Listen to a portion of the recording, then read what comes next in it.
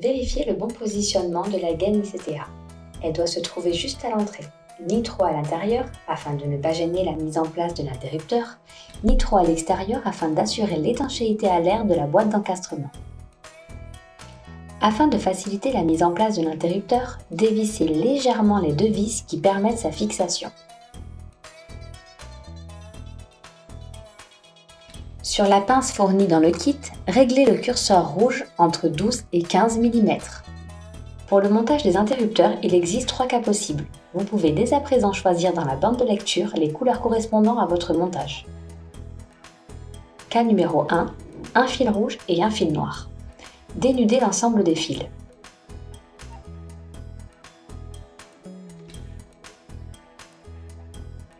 Pour insérer les fils dans l'interrupteur, il suffit de pousser les fils dans leur emplacement. Le fil noir sur la borne 1 et le rouge sur la borne L. Vérifiez le maintien des fils et qu'aucune partie de cuivre ne soit visible. Faire une forme de S avec les fils pour qu'ils puissent se loger facilement dans la boîte d'encastrement. Le but étant qu'ils se replient sur eux-mêmes. Insérez l'interrupteur, les vis dans les deux logements, positionnez l'interrupteur et vissez légèrement les deux vis afin de maintenir l'interrupteur pour le réglage.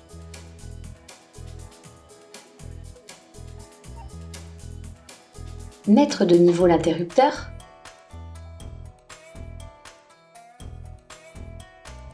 puis serrez fermement les vis.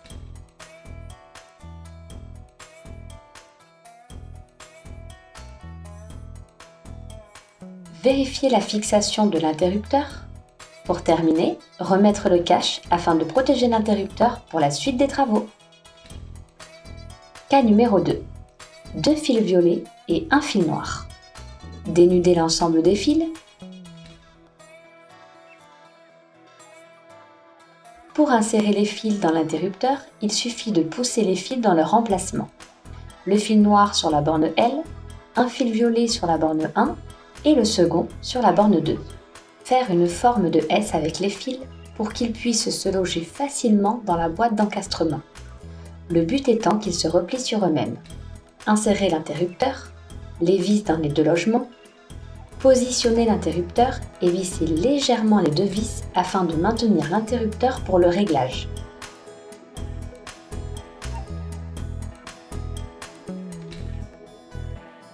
Mettre de niveau l'interrupteur, puis serrez fermement les vis.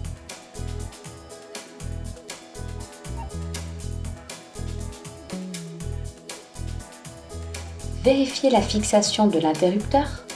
Pour terminer, remettre le cache afin de protéger l'interrupteur pour la suite des travaux. Cas numéro 3. Un fil rouge et 2 fils violets. Dénudez l'ensemble des fils.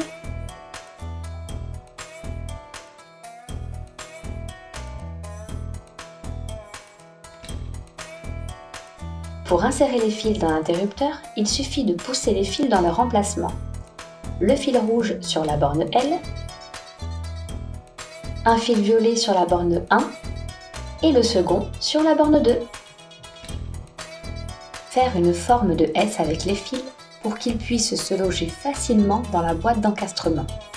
Le but étant qu'ils se replient sur eux-mêmes. Insérez l'interrupteur, les vis dans les deux logements, positionnez l'interrupteur et vissez légèrement les deux vis afin de maintenir l'interrupteur pour le réglage.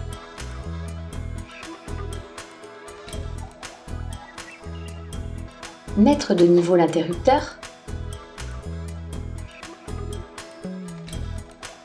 puis serrez fermement les vis.